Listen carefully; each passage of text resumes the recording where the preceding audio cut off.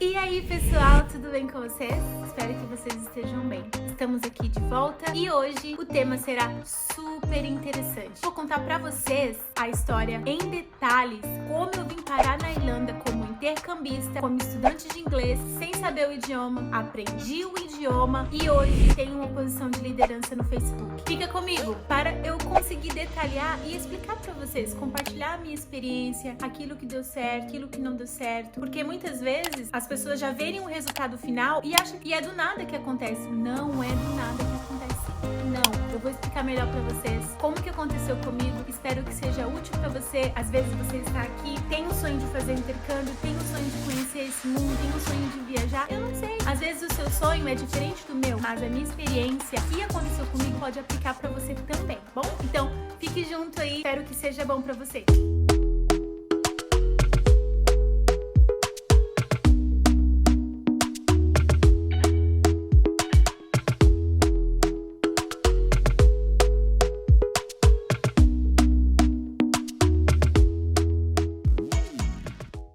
E agora, eu vou falar pra vocês como essa série vai ser dividida, como tudo começou, a jornada, os desafios que tiveram pra mim e hoje em dia. Mas você pode se perguntar, mas Susana, Você quis morar fora do Brasil? Por que você queria morar fora do Brasil? hoje, gente, 2021, pra muitas pessoas é muito claro o porquê sair do Brasil. Mas em 2008, 2007, não tinha isso. A internet não era tão evoluída, as informações não eram tão fáceis de se acessar. Eu vim de uma família humilde, então a gente começou a ter acesso a celular, computador, com acesso à internet quando eu tinha mais ou menos uns 16, 17 anos. Então, assim, eu não conhecia pessoas que tinham passaporte, nem sabia direito o que era passaporte. E esse sonho de morar fora do Brasil, de conhecer o que tem, o que tinha, o que tem além do nosso país, surgiu mais ou menos quando eu tinha uns 12 anos de idade. Eu gostava muito de inglês, eu era muito curiosa, ainda sou, mas eu era super curiosa. E eu não conhecia ninguém,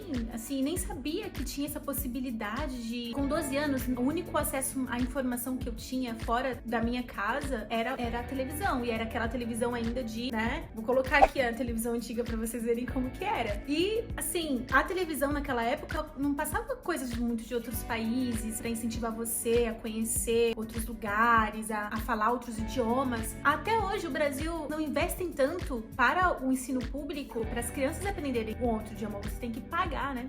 E é super caro. Então naquela época era muito mais. E aí teve um primo meu que foi o primeiro da minha família inteirinha a sair do país. Ele foi para a Espanha. E aí foi aonde eu comecei a falar, nossa, também quero sair do país. Mas mãe, eu também quero conhecer outros lugares. Começou a surgir aquela curiosidade. E aí eu continuei alimentando aquilo. E eu entendi que na realidade que eu vivia, sair do país era algo completamente bem fora da minha realidade. Se hoje é caro, imagine naquela época. Faculdade não era algo que era incentivado ou divulgado como hoje é. Muito menos intercâmbio. Daí quando eu tive acesso ao meu primeiro computador, meu primeiro acesso à internet, das LAN houses, né? Eu tinha 15, 16 anos. E aí foi onde eu comecei a ter aquele acesso à internet, MSN. Comecei a pesquisar e ver opções de intercâmbio. E aí eu vi uma das possibilidades, que era mais próxima da minha realidade, era ser au pair, trabalhar de babá em outros países. Por exemplo, se tem uma família na Austrália que precisa de uma babá para cuidar dos filhos dele, uma forma barata para eles de conseguirem é aceitando uma pessoa que está interessada em aprender o idioma. Aquela pessoa vai morar na casa deles, eles vão pagar um curso do idioma para aquela pessoa e vão pagar um salário bem baixo. Então, esse seria a realidade mais próxima para mim, considerando que os meus pais, eles ganhavam, era o suficiente para sustentar a família com 4 filhos. Lembrando que nessa época o salário entre 2009 e 2010 era mais ou menos 500, 600 reais. Era uma realidade bem complicada. Claro, a inflação hoje é muito maior, mas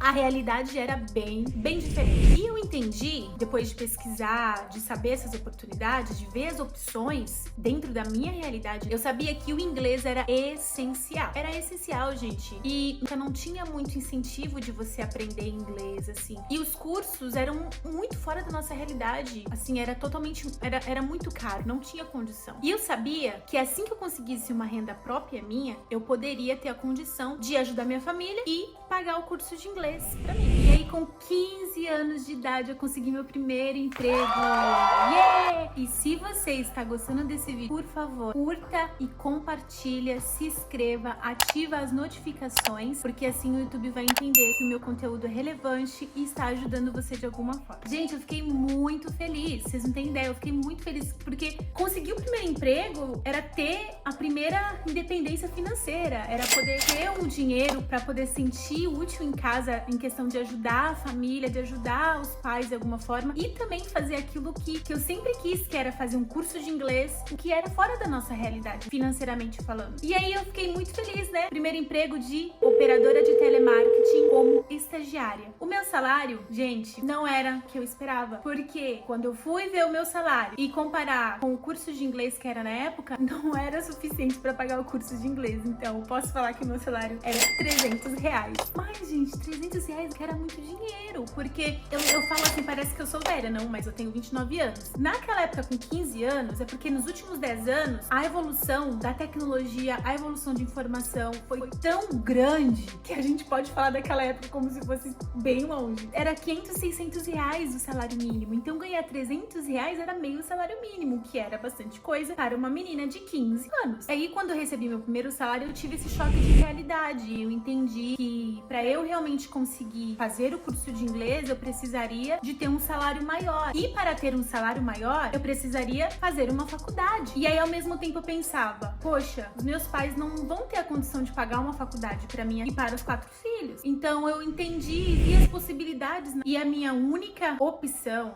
era conseguir uma faculdade pública pelo Enem. Naquele ano, no ano seguinte, o governo começou a incentivar com financiamento de faculdade. Não era disseminada aquela informação como é hoje. Você está querendo fazer uma faculdade, não tem condição. Hoje, no Brasil, você consegue financiar a faculdade. Eu tive que tomar uma decisão. Foi aonde eu chamei o meu pai e a minha mãe, falando assim, pai, mãe, eu preciso de pedir demissão desse emprego que eu estou, que é o estágio, porque eu preciso passar na minha faculdade. Eu sei que a senhora e o senhor não tem condição de pagar uma faculdade para mim, então esse é o meu plano. É sair do emprego, fazer uma aplicação para um cursinho público vestibular. Na cidade que eu estava, eles lançaram um cursinho pré-vestibular, onde professores da USP, que davam aulas na PUC, que estavam fazendo tipo como se fosse para ajudar a comunidade, pessoas que queriam ter acesso à faculdade pública de alto nível, mas não tinha condição de pagar um curso vestibular. Meu plano era fazer esse cursinho pré-vestibular durante 3 meses intensivo, e eu fiz uma prova, consegui passar nesse cursinho.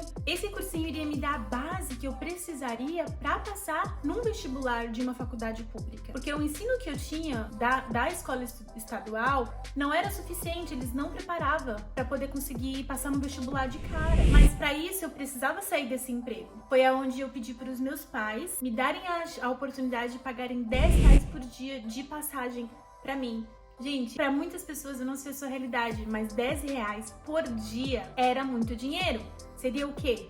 R$300 por mês para uma filha entre 4 filhos. Então, cada um deles, minha mãe, super trabalhadora, costureira, excelente profissional. Eu falo que ela é uma artista. Meu pai, um artista também, pintor, super profissional. O que eles traziam para casa era pro sustento da casa. Então, para eu conseguir realizar esse sonho de sair da escola do 3º ano e ir direto para uma faculdade, eu sabia que iria exigir uma outra opção que não envolvesse o dinheiro somente. Durante esses 3 meses, os meus pais pagaram para mim R$10 de passagem. Fiz esse cursinho público, intensivão, estudando, 5 horas por dia, estudava no cursinho, estava terminando o 3º ano do colégio. E aí, no finalzinho de 2008, eu concluí o 3º ano do ensino médio e fiz o vestibular, pessoal. Vestibular tão esperado. Esse vídeo tá ficando muito longo, então eu preciso dividir ele, pessoal. E vocês vão saber o resultado no próximo episódio, tá bom? Curte se você gostou, compartilha, ativa o sininho, porque assim que eu postar o próximo vídeo, você vai ser notificado, tá bom? Tchau, tchau!